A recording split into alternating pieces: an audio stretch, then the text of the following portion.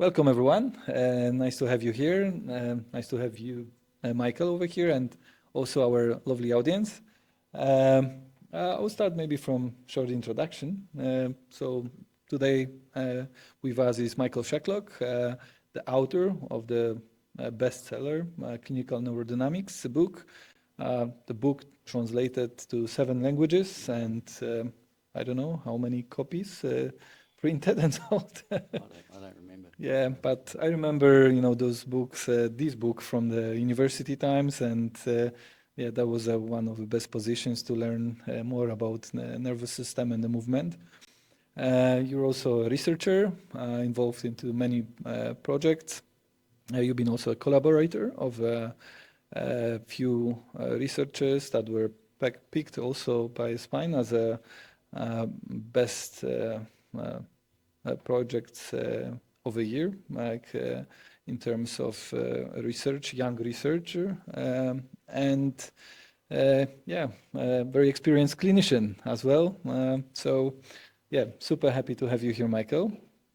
So, how your story started as a physiotherapist, and how your story started in the neurodynamics? Oh, that's a good question. It's a long time ago. I'm old now. Well, when at the end of my school year, kids have to decide what they want to do for a job, and I had no idea.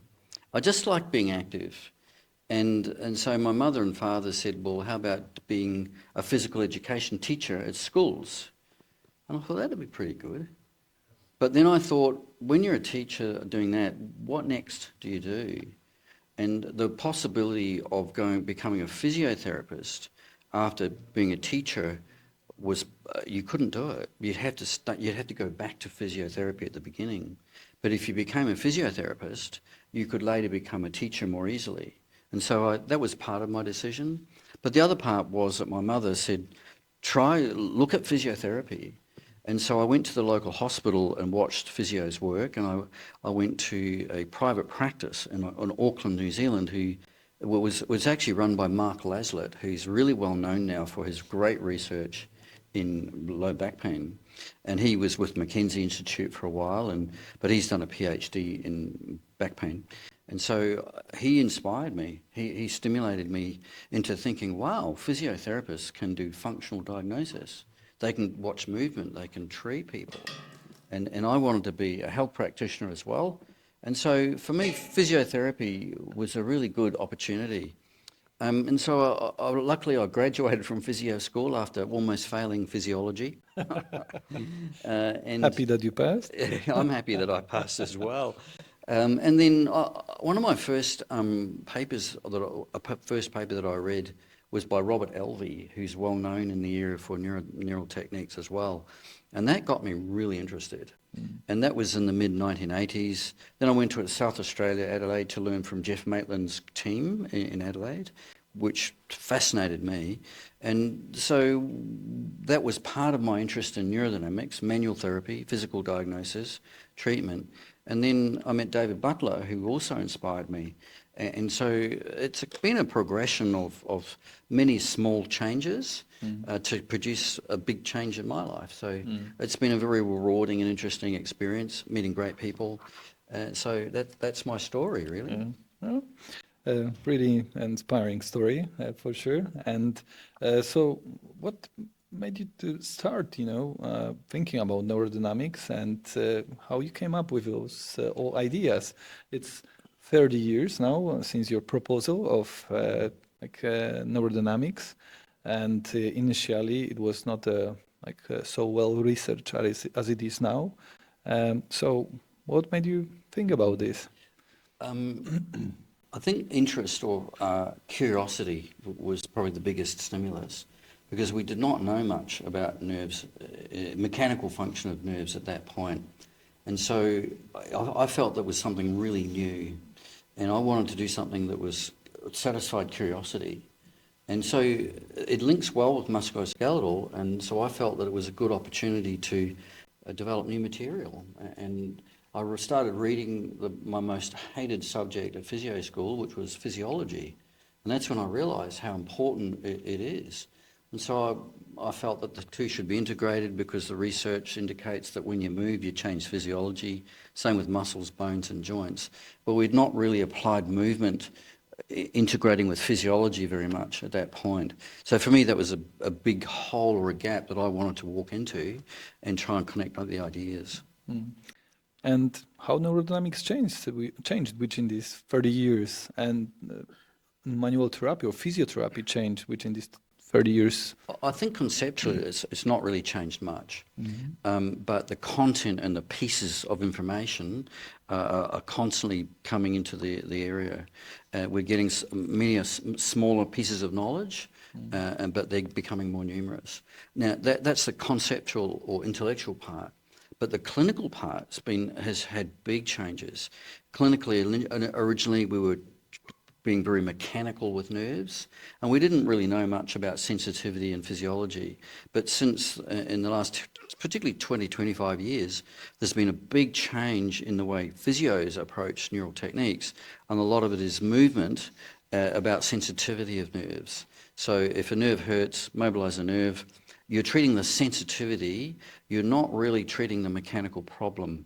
And so for me, the pendulum has moved right into physiology, but actually we're leaving the mechanical behind because as we study the area better, we're learning that mechanical problems do relate to symptoms. There's now systematic review evidence that shows reduced movement of the median nerve at the wrist in people with carpal tunnel syndrome. It's a high level of evidence, and that was published by Richard Ellis's group back in New Zealand a while ago now. So the basis is improving, but our ability to apply, I feel, a balanced approach is becoming more difficult, and I prefer to come back to the middle where we can go into both sides of the physiology movement spectrum and get a balanced approach which includes both. But the big pendular effect was into physiology from mechanics, but it should really be a mixture in the middle, I think. Yeah, we can see some like fashions as well that affect our therapies. Same in neurodynamics. I think there are some big influences that change our reasoning and thinking about therapies itself. And what's your opinion about the future of neurodynamics and manual therapy and physiotherapy? I wish I knew. My opinion is there's a good future, but we have a bigger responsibility now to do better research and create a foundation, an intellectual foundation and a research foundation for therapeutic efficacy. Is it effective for certain things? Now, some studies do support that, some don't, but I think we have to study it better. That's the main thing. Now, a lot of people, look for knowledge in the social media, and very often they look for different interesting people to follow, or they can find some interesting, good informations for the clinical practice. How do you think it affects also our profession? There's a big answer to that. My opinion is that social media, the internet, availability of information is absolutely fantastic, but it's creating a lot of problems. And I think one of the big problems is we are mixing up social with intellectual, or social with the facts. Now, if someone is entertaining, stimulating, they get a lot of views. They can get paid just for the views, but they might not be giving good information. And unfortunately, it's really difficult for all of us to go on social media and know that the information we have received is accurate. Because I've stopped watching neurodynamics on YouTube because I've not yet seen an accurate neurodynamic test or treatment, and it's often not connected with the facts. And so, unfortunately, we all have to be much more careful about what we pay attention to, and we must be much more careful about what we believe is true. And unfortunately, we need people to stimulate interest in understanding the facts and not claiming too much, particularly. And a common problem in science is claiming more than your data support. And if you go to social media, claims are made with no data. And so it's really becoming difficult for the clinician to be up to date with research, because a lot of it is distributed on social media where accountability is non-existent. But if you publish a peer-reviewed article, you've got people who are criticising what you were saying, every letter, every word of your publication, so that at least you don't claim too much. You might not prove much, but at least you don't claim that you've proved stuff. Yeah. And unfortunately, I see social media as having two parts, the good and the bad, and I personally find it really difficult to decide what's true and what's not. So I go back to peer-reviewed research. I remember times, when in order to get any information, you need to go to the library, get a book, like if you were lucky enough, like to find this book in the library, and then read it. And like you needed to go to the people that were into the science, did something for a field of physiotherapy. And there was no access like now, like we have, for example, in social media or in the internet. And we have also now another trend, which is artificial intelligence that push out some of the professions from the market because, let's say, artificial intelligence solve the problems for some of us. What do you think about the impact of artificial intelligence on our field? Well, so far it's not determined, is it? I actually, my feeling about artificial intelligence is basically to remember that what you get has already been published. And that's why artificial intelligence can give you a lot of information. It can filter a lot of information, it find out probably what's really relevant, and actually it can be quite accurate, but it's only what's already been published.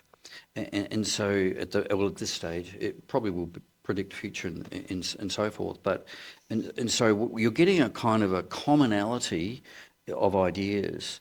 You may not be aware of a new development until it's published on the internet. And so to some extent it will be delayed, the extra knowledge.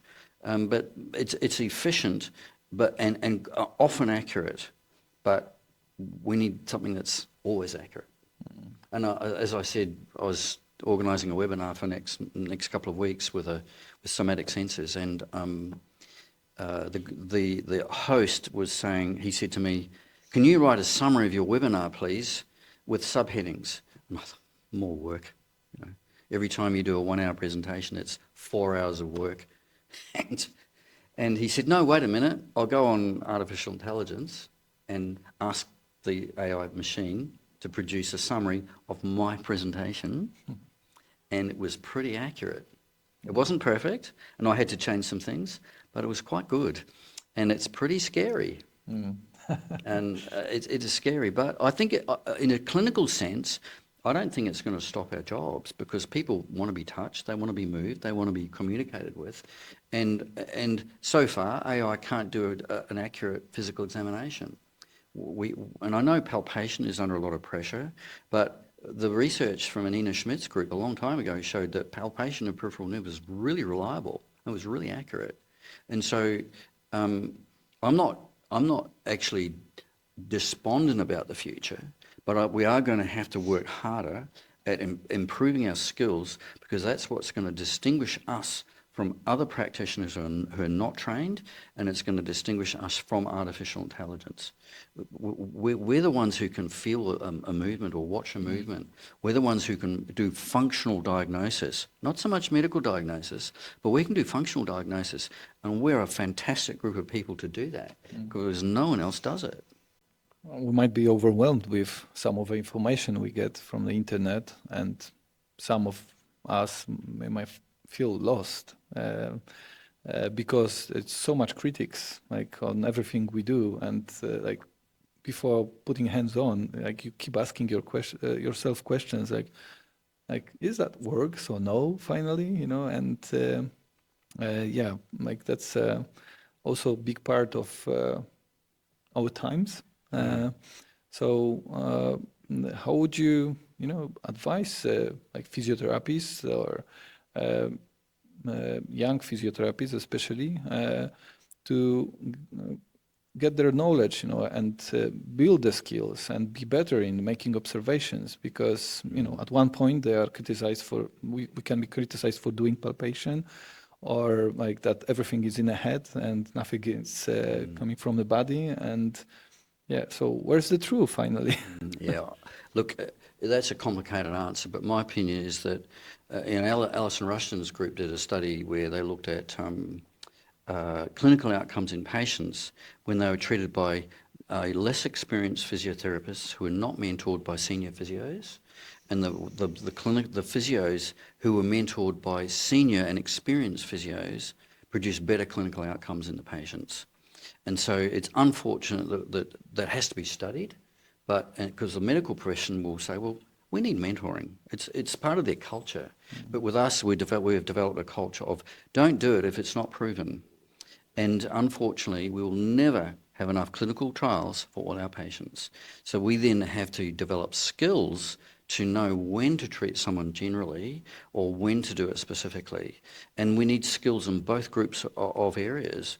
And so my feeling is get a good mentor who's a balanced person in the profession, who's interested in pushing the profession forward and is creating new stuff, and is not going to sell you an approach that is not necessarily effective. So they don't have too big or strong an opinion about how physio should be done, but they're highly skilled and they're willing to support young people, because young people are our future, and it's our job to support young people in our profession. So get a good mentor. That's my advice. Yeah, very good advice for sure. I'm happy I met you at some time of my life because I have to admit that I learned a lot from you, and thank you for inspiring me. Yeah, so I think it would be great to have also some questions from the audience if they have one. So I welcome everyone to ask any question to Michael. Yeah. No. Michael, Michael, what do you think is the biggest limitation in today research in our field? Biggest limitation? Limitation, yeah. That's a good. You mean in the methods or study methods, or do you mean the results? Yeah.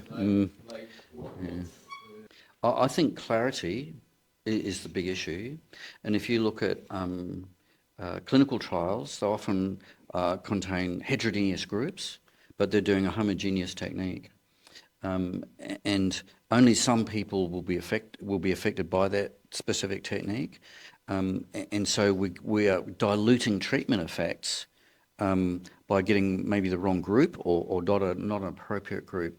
And when we talk about neurodynamics, you know, we are only really learning now exactly where neurodynamics fits in the whole clinical problem, and it's actually quite localized. Neurodynamics doesn't treat brain problems, it doesn't treat stroke, it doesn't treat multiple sclerosis, it doesn't treat all movement-related pain.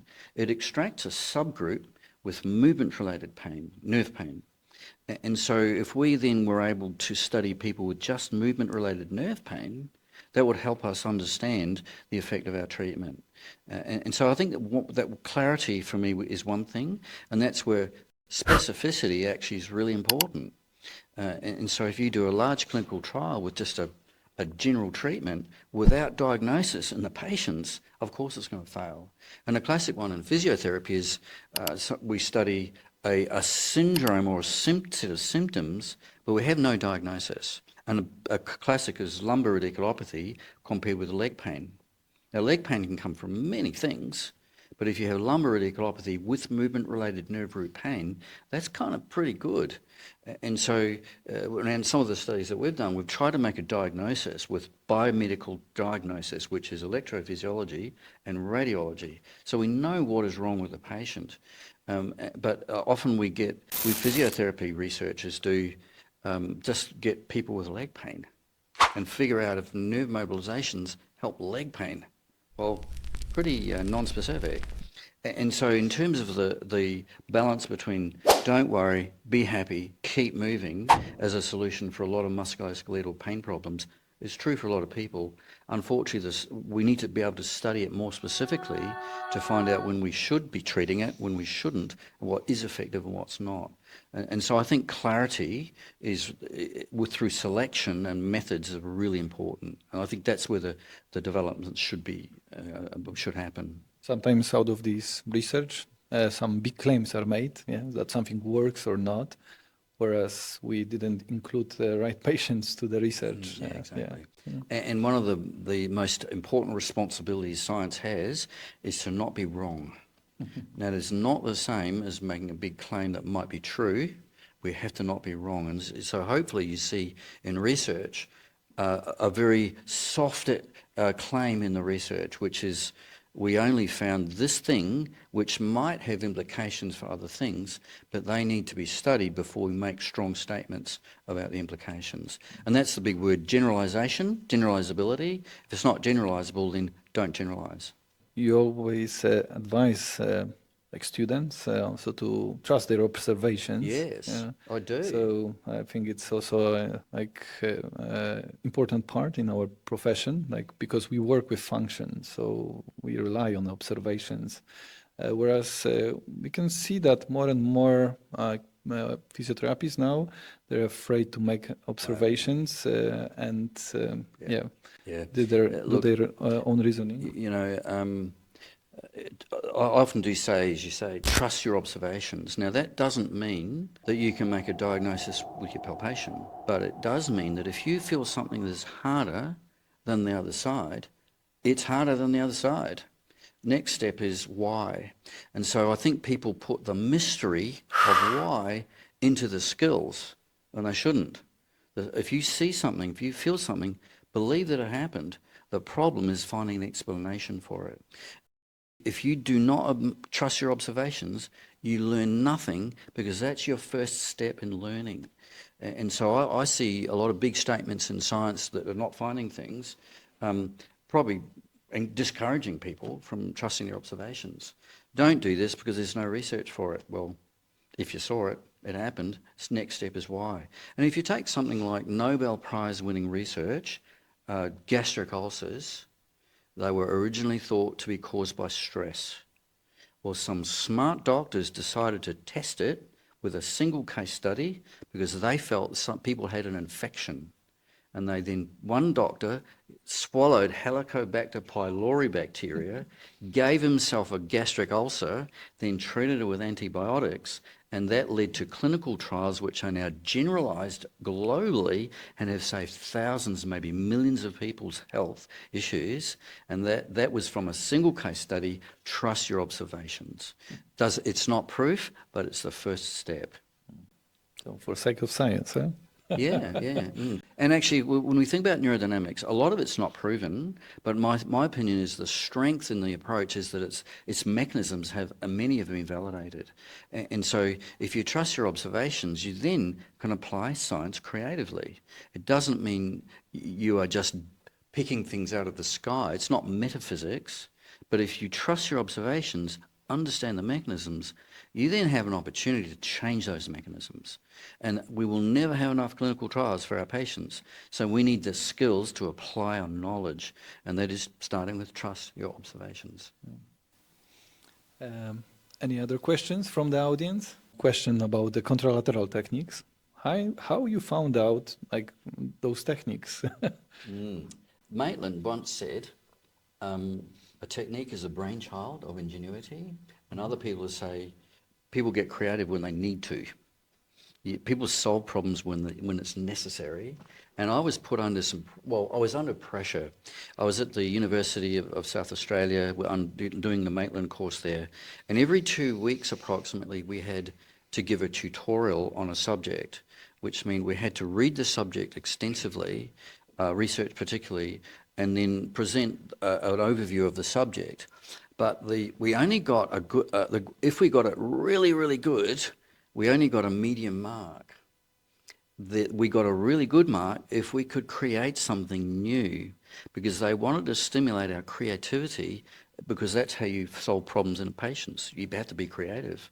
And I thought, gee, what do I do now? But I was given the nerve root assignment, luckily. And I made models, physical models of nerve roots moving with spinal cord, and I realized it changes the other side. So, wow. So I made this proposal that we could do a neurodynamic test and at the same time reduce tension in the nerve roots on the other side. Just an observation from working models. And it's taken us years to get the right technology and meet the right people to validate those mechanisms. And now we've done several studies that show that it's a valid mechanism. Yeah. Now we have cadaver studies, MRI studies, clinical trials, and have the subjects. Yeah? Well, it's now reflected in the behaviour of the nerve roots is now reflected in neurodynamic test responses in conscious subjects.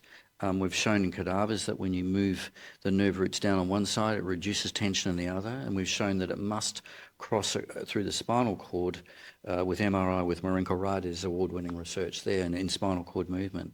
And so it's a very satisfying time for me because it's a proposal I've had for many years. Everything started from observations. It started from trust your observations. Yeah, absolutely. Yeah. Anyone else? I actually like mechanisms, and we're still finding mechanisms to explain what we see. And one of them is neurodynamic sequencing. We've now Elena Bueno-Gracia and guys like Gianluca and Miguel at the University of Saragossa have helped us understand neurodynamic sequencing much better, because early studies didn't really find the effect of sequencing and our ability to focus forces in the nervous system. But now they have basically validated sequencing improves diagnostic efficacy ratings in carpal tunnel syndrome a lot, to the point where it's now considered acceptable diagnostic efficacy for carpal tunnel syndrome with really good likelihood ratios. Now that was, and the mechanism is now thought to be elasticity changes rather than strain or movement changes in the nerve. And so that's a step forward, but I think we need a better understanding of mechanisms. And I think in the end we have to show in research that we can be specific for certain things, not everything, but certain things, know when we can be specific and when we can't. And then finally show clinical trials that show that we can make a diagnosis, treat it specifically, and improve the outcomes. Which one of your research you're most proud of? Contralateral stuff, because I've been very involved with it, and it's now pretty much been validated. But that gives us the opportunity to unload nerve roots for pain relief. Now that's important because there is a lot of discussion particularly on social media, that physical problems don't actually match symptoms, so don't worry about them. Just adapt, move well, etc. Of course, important for some people, but when we're highly specific, we can then target that really well. So for me, contralateral mechanism has been a big thing, and hopefully that will help people unload their nerve roots for their own pain relief, home exercise, super cheap, super easy. So that could help a lot of people. But the other part is the frame and opening techniques. My history is in neuromobilization and pain science, but actually it's unloading nerve roots that I think may, or hopefully, will provide a big future for clinical outcomes. And that's with the frame and opening and stuff. And so unloading the nervous system for pain relief, hopefully, is a contribution that I'm going to be proud of later on. And also these techniques, you can observe and see the change in the patient within seconds sometimes in terms of the symptoms. And we often hear that everything's in the brain, and it looks like it's not only in the brain, it's also on the periphery, and we forget about this part as well. I often recall the sentence from Darren, by thinking this way, those people say that we are brains on stick, and I think that we forget about the very important part, which is the body. Yeah, look, I know this is a very a sensitive subject for a large number of people, and my background is pain sciences. I was very interested in central pain mechanisms in the brain a long time ago, and I still am. But if we just focus on one part, bottom end or top end, nociceptor or brain, then we're missing the other. And the research on central sensitization, brain mechanisms, almost all of it is based on a model of brain changes that's triggered with nociception. Now, I'm not saying nociception is always the most important thing, but the basis for our understanding of a lot of brain mechanisms is actually nociception. And so I still think nociception is important in many people, but the problem is finding it. Now, if you look at brain function, it's true. No brain, no pain. But you can change the brain with nociception, and some of the early studies on peripheral neuropathy, have been shown that if you give an anaesthetic to the peripheral neuritis or neuropathy, a lot of the other part dissipates or reduces and it comes under control. Now again, I'm not saying brain's not important. Of course it is. How we deal with things is important. But if we just leave one end of the spectrum and only occupy that end, or the other end, then we're missing a large part of the problem. And this is where I think we should continue developing our skills in areas that we are not focusing on. And part of it is nociception. Nociception has become less popular over the last 20 or 30 years. And a big driver for this is asymptomatic dyskinesia and pathology. Not everyone who has dyskinesia has pain, true. But if you're going to use prevalence of a pathology to illustrate asymptomatic status, use it properly. The prevalence in people with back pain and dyskinesia is higher in back pain than the prevalence of dyskinesia in people who don't have back pain. That's been found in a meta-analysis and 2 systematic reviews now. Now, it's not to say dyskineas always hurt. They don't. But at times they will, or may do, and we need the skills to figure out in whom the dyskinesia is hurting and who it's not. Because I really feel sorry for people who are told their painful dyskinesia is asymptomatic.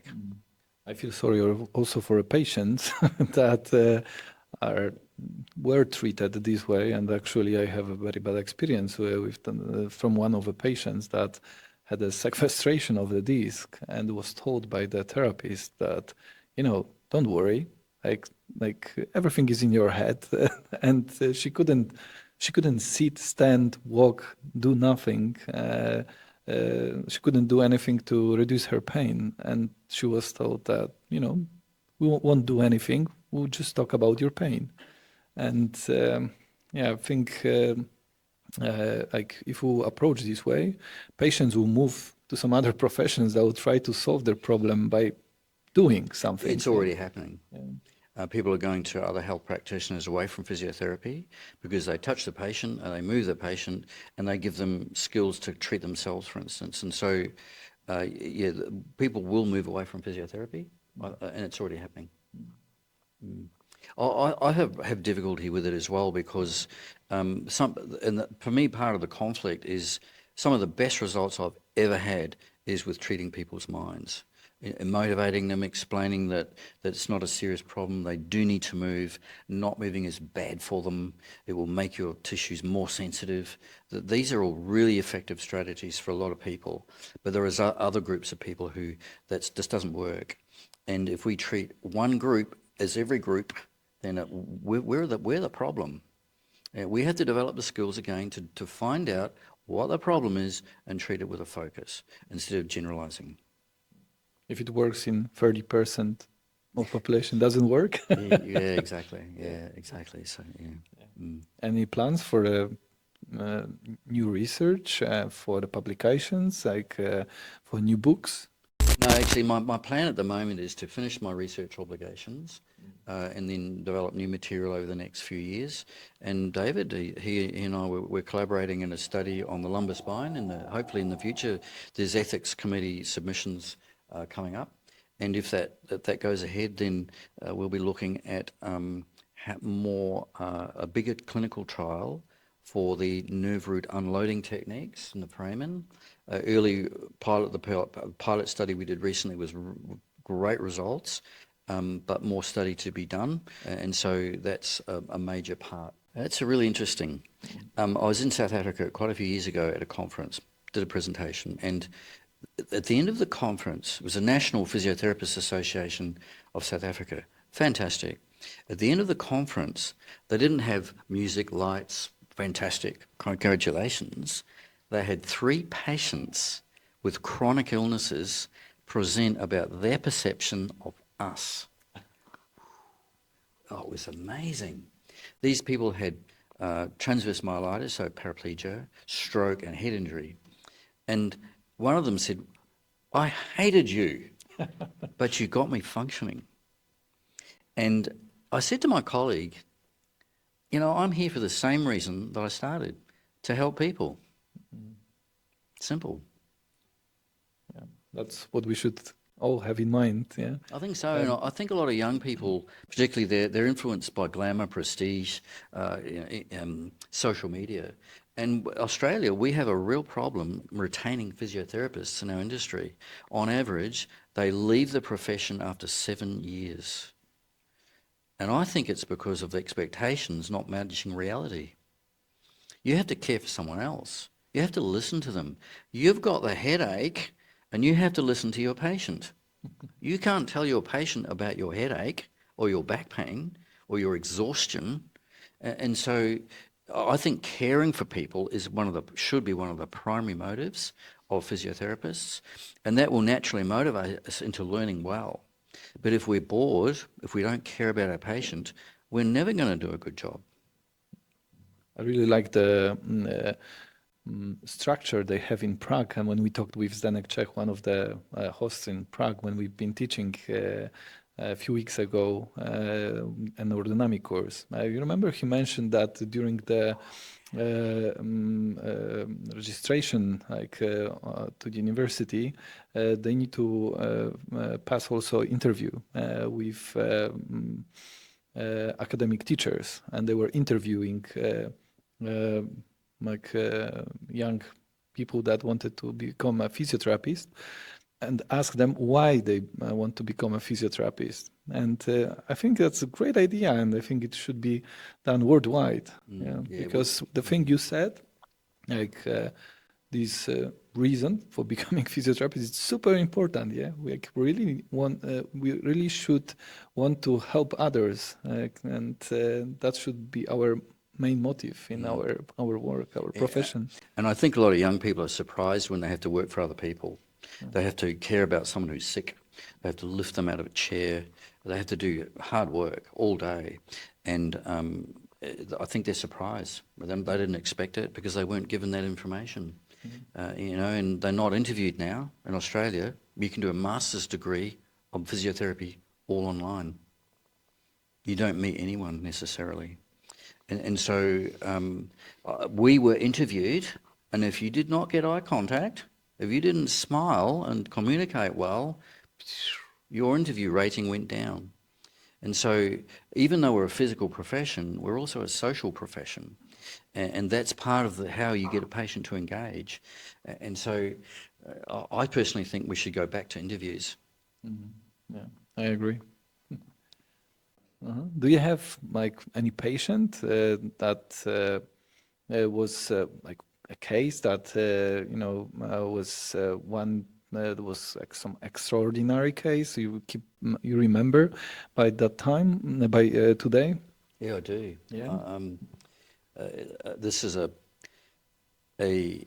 sort of balance between psychosocial and biological. A guy in his late 20s came to see me who could not walk. He was really dramatic. And I thought, this is not a back problem. This is not a leg problem.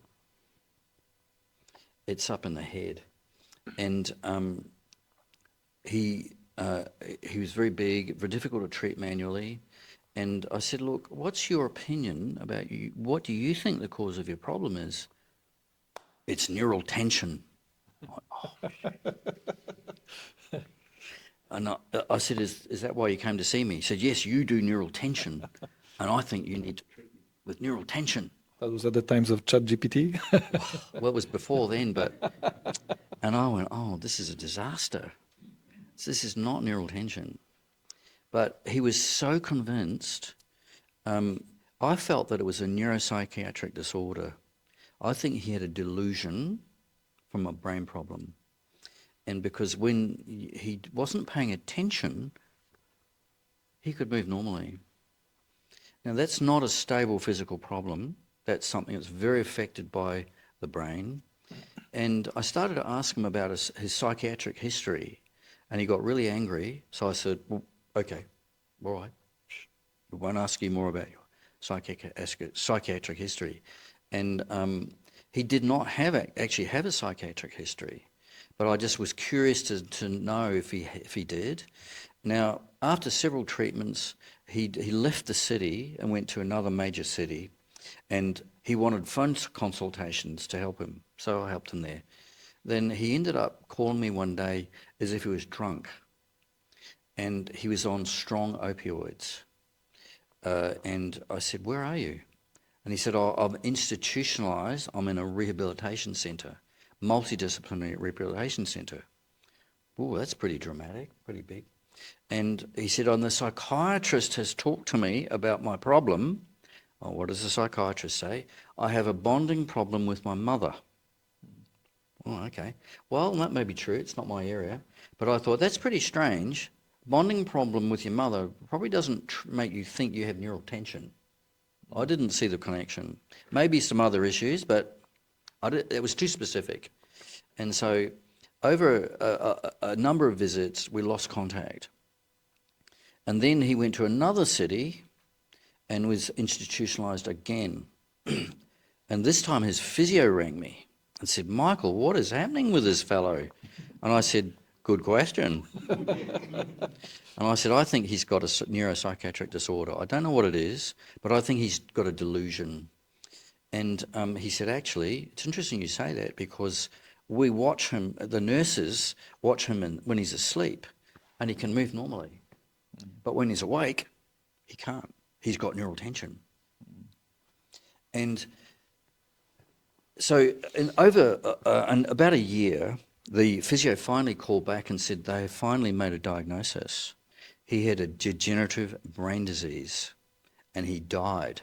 He had a specific frontal lobe atrophy brain disease. It's what Pick's disease. There's some other diseases that can produce quite unusual degenerative brain diseases. And so I think he had brain failure or disease in his brain that was creating the delusion, but it connected with his life. And the reason he thought it was neural tension is he was a physiotherapist and he was getting pins and needles. So he had a brain disease connecting with his delusion and his experience of life. Terrible case. He died of the brain disease in his mid-30s. I hoped for a good end, but I hoped for a good ending, but Yeah, well, I'm sorry, but the reason I talk about that is I've seen patients who've been diagnosed with a psychiatric disorder, and that's been nearly fatal. I've seen this a number of times, and so we have to be very careful. Yes, no brain, no pain, but what role does each part play in certain things? I think we have to be very careful with. Very careful. interesting case. A miał może jakąś historię, której... Do you have any story? Do you have any story where patients not dying? Because it would be hard to No. publish that on a social They media. all die.